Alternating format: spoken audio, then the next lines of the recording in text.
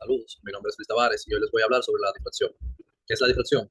Es un fenómeno ondulatorio que se manifiesta cuando una onda, como es la luz, encuentra un obstáculo o una apertura y como resultado, esta se va a curvar o dispersar desviándose de la trayectoria recta que tenía previamente. En la primera sección del capítulo vamos a conocer los dos principales tipos de difracción, que son la de Fresnel y la de Fraunhofer. La difracción de Fresnel se va a dar en situaciones donde las fuentes de luz, los obstáculos y la pantalla están a distancias finitas entre sí. Esto es un caso de campo cercano, donde los rayos no se van a considerar paralelos. Entonces, en la difracción de Fraunhofer es lo contrario, los elementos están muy alejados o se utilizan lentes para simular esa condición de que tienden al infinito de distancia, lo que va a permitir que los rayos se consideren paralelos y nos va a permitir también simplificar el análisis. Dichos tipos se entienden a través del principio de Huygens, el cual dice que cada punto del frente de onda va a actuar como una fuente emisora de nuevas ondas. La interferencia entre dichas ondas secundarias va a generar los patrones de difracción que observamos, dependiendo si son constructivas o destructivas. Un ejemplo, como podemos ver aquí cotidiano, va a ser el de cuando las ondas de luz chocan con una navaja. En los bordes de dicha navaja se van proyectadas sobre una pantalla. Vamos a ver el patrón de difracción que emite dicha interacción. La sección 36.2, vamos a ver la difracción con una sola ranura. Cuando un haz de luz pasa por una única ranura, el resultado no va a ser una sombra definida, sino que va a ser un patrón de difracción. Dicho patrón va a tener un máximo central, que es donde la intensidad es máxima, que va a estar rodeado por franjas alternas, más débiles, de luz y oscuridad. O sea, va a ir luz, oscuridad, sombra, luz, sombra, luz. Dicho comportamiento se va a deber debido a la interferencia entre las ondas provenientes de los distintos puntos que ocurre la difracción con la apertura. La posición de las franjas oscuras o los mínimos de intensidad se va a determinar mediante la expresión que vemos aquí, donde el seno del ángulo va a ser del ángulo que forma de la normal de la pantalla, de la apertura de la pantalla, va a ser igual a m, un entero distinto de cero, multiplicado por la longitud de onda, dividido entre la distancia de la apertura. Cuando dicho ángulo es coaxial, o sea, es menor de aproximadamente 15 grados, aproximamos el ángulo, donde aproximamos el seno del ángulo, va a ser igual al ángulo en cuestión. En la 36.3 vamos a ver la intensidad en el patrón con una sola ranura. Aparte de considerar los mínimos de intensidad, también es importante ver cómo se distribuye la energía en el patrón de difracción.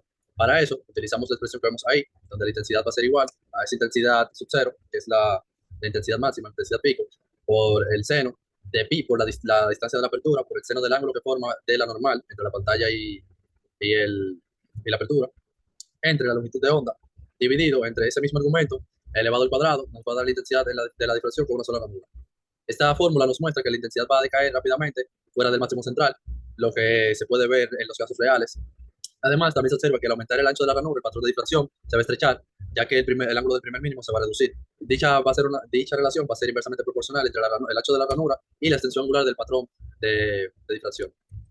En la 36.4 vamos a ver las ranuras múltiples. Si ahora vamos a considerar dos ranuras, dicho patrón va a ser diferente, ya que no solo va a ser la difracción de una sola apertura, sino que también van a interferir los haces provenientes de distintas aperturas. Para dos ranuras, la intensidad total en un punto va a venir dada por el producto de dos funciones, una para la interferencia y otra para la difracción de cada ranura. Cuando el número de ranuras aumenta, como en el caso de las rejillas, los máximos se van a hacer más finos y brillantes, y los mínimos se van a volver más profundos. Esto va a permitir un contraste y una separación más precisa de las longitudes de ondas. Dicho principio es el que se usa en los instrumentos espectroscópicos, donde la capacidad de resolución va a depender directamente del número de ranuras y del espaciamiento entre dichas ranuras. Eso lo vamos a ver ahora en la 36.5, que es la rejilla de difracción. Una rejilla de difracción es un dispositivo que contiene cientos o miles de ranuras por milímetro que van a estar colocadas en intervalos regulares. Cada ranura va a actuar como una fuente secundaria de luz y la interferencia entre la luz con todas estas ranuras va a producir un patrón de difracción más preciso. La condición para que ocurra el máximo de interferencia va a ser la distancia de la ranura por el seno del ángulo que forma la pantalla y la apertura, el rayo de luz con la normal, por m, que va a ser de cero y de los enteros, no importa si son negativos o positivos, y por la longitud de onda. Las rejillas que se utilizan en los espectrófagos se utilizan para analizar la composición de la luz emitida por estrellas, lámparas o gases. Y su capacidad de resolución espectral va a venir dada por la relación que vemos ahí, donde R va a ser igual a lambda entre delta por lambda, que va a ser la variación de la longitud de onda, que también se puede ver como N por M, donde N va a ser el número de ranuras iluminadas y M va a ser el orden del máximo. Cuanto mayor va a ser R, más precisos van a ser los análisis. Ahora vamos a ver la difracción de rayos X. Cuando usamos rayos X, cuyas longitudes de onda se ven en el rango de los átomos, que es del orden de 10 por 10 a la menos 10 metros, cada plano, la difracción ya no solo se va a producir en ranuras, sino que va a ser en los planos atómicos de los cristales. Cada plano va a actuar como una superficie reflectora y los rayos reflejados van a interferir constructivamente si se cumple la ley de Bragg. Podemos ver la relación de la condición de Bragg ahí, donde va a ser dos veces la distancia del seno del ángulo por m, que perteneciente a los enteros positivos, por la longitud de la onda. Dicha condición nos va a permitir detectar la separación entre los planos atómicos de una partícula y así es como nace la cristalografía de rayos X. Con dicha técnica se puede ver la estructura de los cristales y saber qué tipo de material es y cómo está compuesto. Ahora vamos a ver un ejemplo de difracción de rayos X. Se nos plantea un caso de difracción de rayos X con una longitud de onda de 0.154 nanómetros hacia ciertos planos de un cristal. Dicha difracción va a formar un ángulo de 34.5 grados con los planos en dicho cristal, que van a actuar como las aperturas. En el inciso A se nos pide la separación entre los planos y en el B, cuáles son los máximos de interferencia debido a estos planos, ángulos mayores. Para solucionar dicho ejemplo, vamos a utilizar la condición de Bragg, que la vimos anteriormente, donde va a ser 2 por D por el seno del ángulo igual a M por lambda. Entonces identificamos a lambda, que es 0.154 nanómetros, el ángulo de incidencia de 34.5 grados, y para el máximo de interferencia, M va a ser igual a 1. Dado el valor de D, vamos a aplicar la condición de Bragg nuevamente para el inciso B. A la hora de ejecutar, vamos a ver que vamos a despejar de la ecuación de la condición de Bragg, donde M va a ser igual a 1. Y esto nos va a dar el resultado de 0.136 nanómetros. Con dicha distancia ahora, para el inciso B, calcular los ángulos, vamos a despejar el seno del seno del ángulo de la ecuación y simplemente vamos a asignarle valores a M para ver si hay más distintos máximos de interferencia a distintos a 1, donde le vamos a asignar diferentes órdenes a M. En la sección 36.7 vamos a ver las aperturas circulares y el poder de resolución. En los sistemas ópticos como los telescopios y microscopios, la difracción también limita la resolución angular. Al pasar por una apertura circular como un lente, la luz va a formar un patrón que se llama el patrón de Airy, con un disco brillante en el centro y anillos más débiles a su alrededor, como podemos ver en la imagen a la derecha. Dicho círculo donde se va a encontrar el máximo de interferencia se conoce como el disco de Airy. El ángulo del primer mínimo se define en el límite de resolución, que va a estar dado por la ecuación que vemos aquí, donde el ángulo va a ser igual a 1.22 por lambda entre D, donde D va a ser el diámetro de la apertura. Este va a ser el valor del mínimo ángulo angular que permite distinguir dos objetos como si estuviesen separados. Si están más cerca, los patrones de Airy se van a superponer y no se va a notar una diferencia. Es como si los objetos estuviesen muy contiguos y por tanto no se nota un contraste. Se ven como un solo objeto.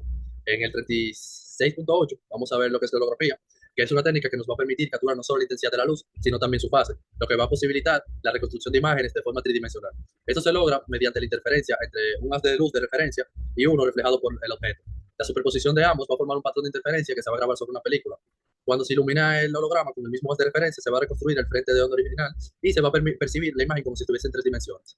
En el caso de una fuente puntual, los anillos generados en el patrón van a estar dados por esa relación que vemos ahí, donde R va a ser igual a la raíz de 2 veces M por la longitud de onda por B sub 0, donde M va a pertenecer a los enteros positivos. Esto nos demuestra que la información espacial va a quedar codificada en cada punto del holograma. El problema práctico, se nos plantea la observación de la expansión del universo, donde vamos a determinar si la galaxia se mueve a nosotros o se aleja y con qué rapidez se mueve dicha galaxia. Para eso se nos plantea el caso donde se ve el espectro del hidrógeno, de una molécula de hidrógeno, donde va a tener una longitud de onda de 656.3 nanómetros y el astrónomo va a usar una rejilla de difracción que tiene 5.758 líneas por centímetro en el primer orden, y este encuentra que la primera franja brillante se encuentra en el ángulo de máxima de interferencia, que es de 23.41 grados respecto a la mancha central. Para solucionar dicho problema, vamos a utilizar la información que se nos da de la rejilla para calcular la longitud de la línea del átomo de hidrógeno en el espectro de la galaxia. Vamos a utilizar también, para ver si la galaxia se mueve hacia nosotros o se aleja, el efecto Doppler, que es el que vimos en el capítulo 16 de ondas, pero en este caso lo vamos a aplicar a la luz. Entonces, lo que vamos a hacer es despejar a la longitud de onda la ecuación, donde vamos a decir que D por el seno del ángulo que vemos ahí, dividido entre la cantidad de líneas por centímetro en el primer orden, donde M va a ser igual a 1. Entonces vamos a tener una longitud de onda de 690 nanómetros. Con dicha longitud de onda ahora vamos a sustituirla, sabiendo que la frecuencia es igual a la velocidad de la luz entre la longitud de la onda. Vamos a sustituir eso en la ecuación del efecto Doppler. Y al realizar distintas manipulaciones algebraicas, vamos a obtener que la velocidad de dicha onda va a ser igual a la longitud de onda original dividida entre la longitud de onda que tuvimos en el inciso 3 menos 1 multiplicado por la velocidad de la luz.